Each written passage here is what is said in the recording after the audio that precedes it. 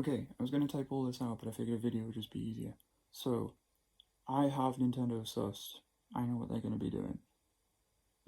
I'm going to call that in about, I don't know how long it's going to take them. I wanted to say like 10-20 years, but I don't know how long it's going to take for them to do it. I reckon that the Switch is going to end up being like the Oculus Quest. Hear me out. So, there's a lot of things that I know.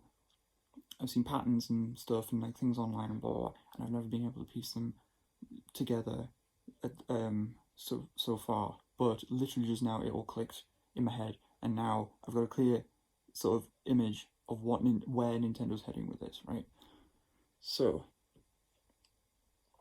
Nintendo had a patent for like our physical plastic VR headset kind of thing. Obviously, we know that the Switch slots into Labo VR, so we know that the Switch can comfortably sit on the front of your face, and it can, display dual things. Blah blah. It works like a phone or a tablet on your face.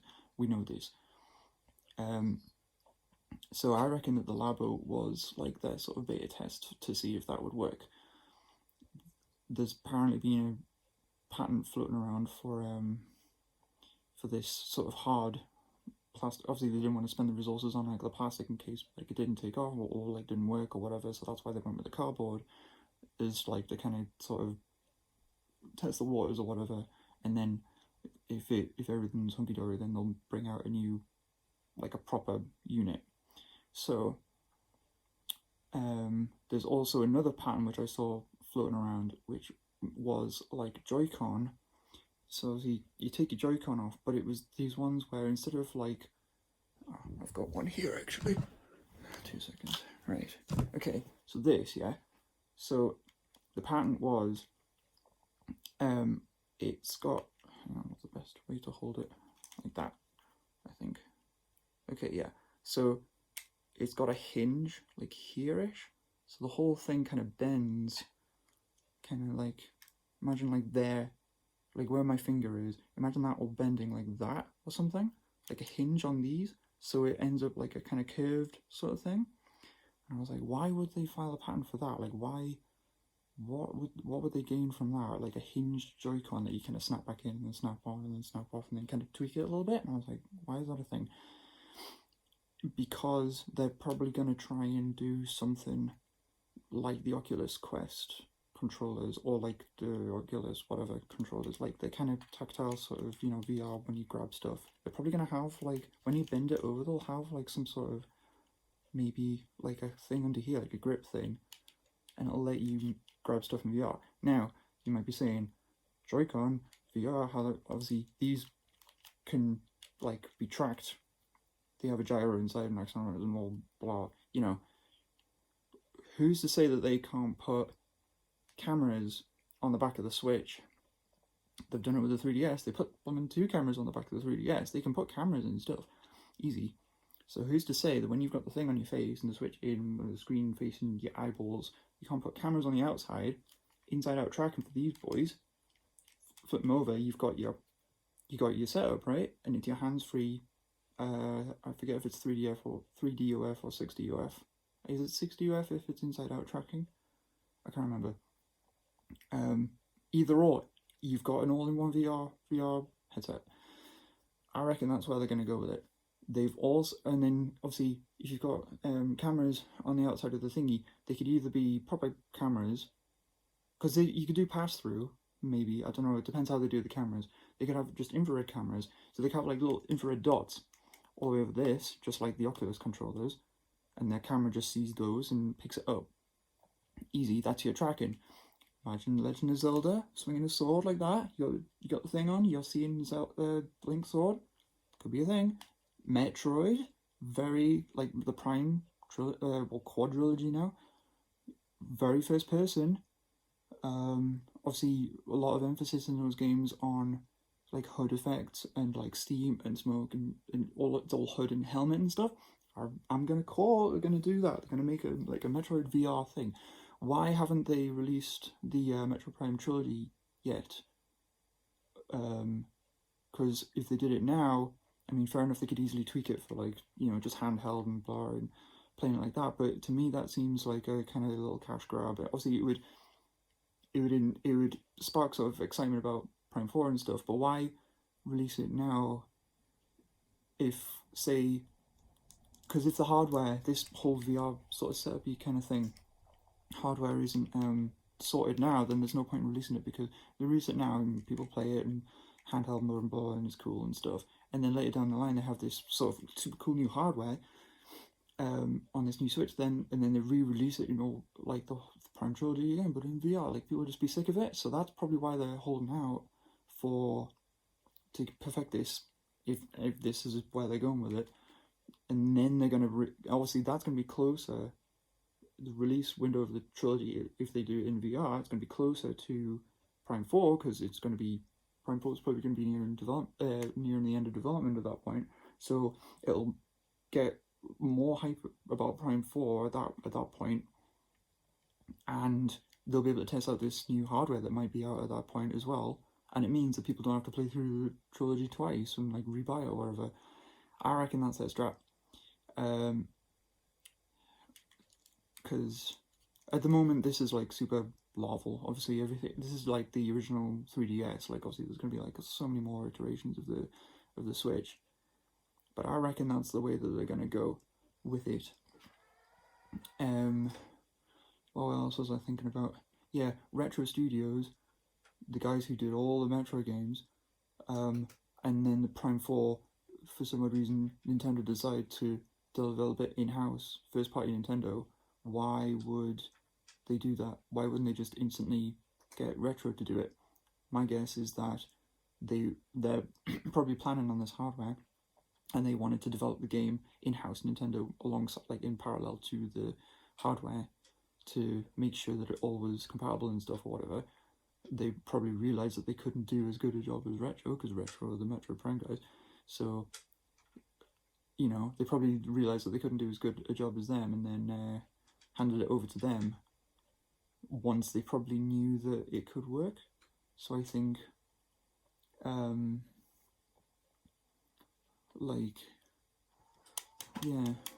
think they might still sort of develop it.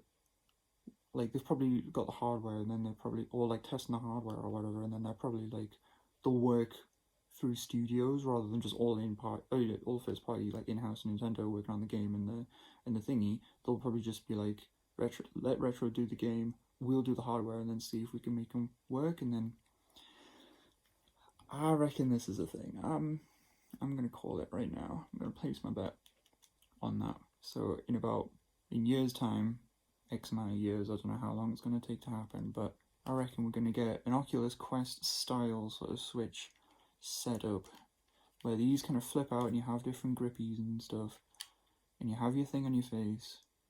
They're going to make it comfort, because Nintendo have got a long line of history with 3D motion controls. They made the first VR headset, which was way ahead of its time, so they know how to make one. They've more than dabbled with it in the past. They know how stereoscopy works. They know how motion controls work.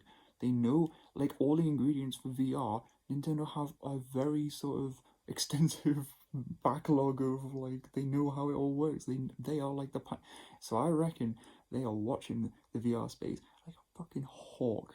Like, they're probably watching to see if the Quest is going to take off, because the Quest is being super marketed right now.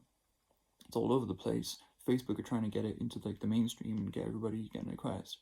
So I reckon Nintendo are watching this space super close, going, if this takes off, then that's our cue to go ahead with this and make a thing out of it. A Nintendo branded VR all-in-one headset console thing as well. Now, it would be interesting as well. I'm trying to think, because would they still have the dock with that? Probably. You could just take a Switch, take the tablet, and then just slot it into the TV, and then save the. That'd be interesting. Also, the speakers are on the Switch. Obviously, there's a headphone jack. So there, again, you've got the Oculus Quest, you've got the Oculus Go. Oculus Go in particular, it's got a headphone jack. I'm not sure about the Quest. Can't remember. I haven't researched much about the Quest, but obviously the Go, it's got a headphone jack on it, so you can just have your headphones on as well. And even if they did a sort of like, you know how like Oculus do the thing with like the speakers go through the headband and then they have like little holes and it comes out in your ears. Well, the the speakers on the Switch are just like forward firing. So who's to say they can't just like shape the thing that you slot it into? You put it on your face, and then the speakers from the thing go through like a hollow tube and end up at your ears. Like they do the same kind of tech. I reckon the more I think about it, the more I'm sort of contemplating like new ideas and stuff and things they could do. Like, I mean, if they're doing IR camera stuff as well for like the tracking, for like seeing, you know, obviously that's an IR camera, so they know how to do IR camera stuff. They know. They've got that tech in it already, so who's to say they can't put more of these in the Switch or something, or like, it's very, very interesting. Trying to think, I had like a massive like brainstorm before, and I'm trying to think if I've missed anything that I was going to talk about. Because my mind's wandering now of all these different ideas that they could possibly go for. My other thought was like maybe they do like a clamshell Switch design, where like, this is like ages ago I was thinking about this, like because I got a 3DS XL, a new 3DS XL, sorry, and I compared that with the Switch, and it's roughly the same size as the Switch when it's folded, and I was like, what if they just get a Switch like screen? How you visualize it? How are my hands going? I don't know how to do it. What am I talking about? There, right, okay, right there, okay, right, what do I? Okay, so that's your Switch screen. So you plonk it in a dock like that, it comes out like that. You could have another, you have the hinge here, but I don't know how. Obviously, folding phones as well, Samsung Galaxy Fold, that's a thing. That's your two screens, and they fold. If that technology takes off, they could actually possibly do that. Actually, I never thought about that. That they could take inspiration from the Fold, because the Fold wasn't a thing when I originally had that idea. But they could do like a clamshell thing, and obviously you fold it like that, and then just plop it in your dock like that. Like just close the book, plop it in your thing. The charging ports are on the bottom. It doesn't scuff on the inside of the dock either, because both sides are like the underside, that's your hard plastic, that's your screen. Straight in, put it in your pocket as well. So imagine that, and then imagine actually, I don't know how that would work. I was thinking if you could like do it like that, like all the way, then that would be like your VR screen, because it would still be like a solid slab instead of like open, because you're not gonna have that on your face on your Oculus. There's a lot of things they can do. There's a lot of things they can do. And obviously they can have like squeezy triggers and stuff. Like that's obviously a rigid trigger. I am digital. I'm still annoyed that that's digital. And they bring out games like car games and stuff. Like Burnout Paradise was on the list of Switch ports, wasn't it? And I was freaking out because I was like, well, you need. That's not going to cut. You need like, I don't know. I was like, are they going to map like accelerate to like the stick, like do varying degrees of revving? Like, how are you going to do it? I don't know. But But like if they did like the hinge thing, maybe like it kind of tilts, that whole tilts forward, and then there's like a button underneath, like a squishy grab button, or maybe they'll make it capacitive or something. Who's to say? Because the Oculus Rift, the OG one, the one that I've got, the thingies on that are like touch capacitive buttons on there. Obviously the original pattern for the Switch as well had like the whole thing of, wasn't it like they had like the buttons, but they were like a display, so like you could change what they said. That was the original intent for it, wasn't it? So like, you know, you could map that, you could change that from just saying B to like saying home or sword or, you know, open or whatever. You could put whatever you wanted on those. They were going to be like customizable screens, so who's to say that they couldn't bring out Joy-Con that like do that? I don't know how that would work. Maybe if you had the thing on and then you looked at that and you like, oh, that says A, oh, but now it says shoot or something, I don't know. It's very interesting, but I reckon that's the way that they're going to go. It's going to be like an all-in-one VR thing for, because it would work with Mario Kart. Just have your hands like that, easy. Like if there was a new Mario Kart, I reckon. There's so many Nintendo franchises they could put into VR. Obviously they've put Smash in. They haven't done Mario Kart yet, which is interesting on the Labo. They've given Labo support, but not VR support, which is interesting. You'd think that they would do that and not just Smash. Kirby inhaling in VR, something, I don't know. Yoshi, Mario. Mario would work as a platformer in VR. Having played Lucky's Tale, can confirm platforming works really bloody well in VR. Because you have the perception of depth, you know how far you're away from platforms. You don't have to guess. You don't have foreground background tricking you as to like what plane you're on. Case in point, 3D World, not 3D World, 3D Land. The 3D on that was better. You're better at gauging where you are in relation to platforms because you've got that sense of depth. So, you know, there's no forced perspective. Actually, that's a good way to do it. So there's your forced perspective or whatever. My fingers are the same length, but they're actually not, or whatever. You know what I mean?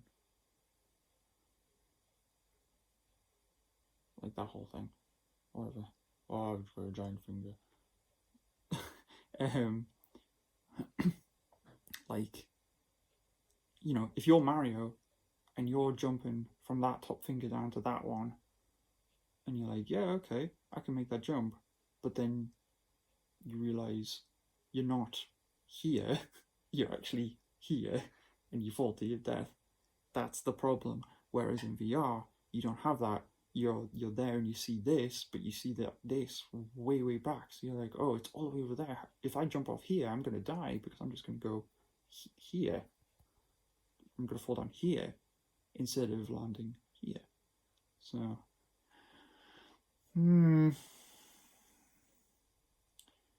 but I reckon that's where it's gonna be headed. Watch this space.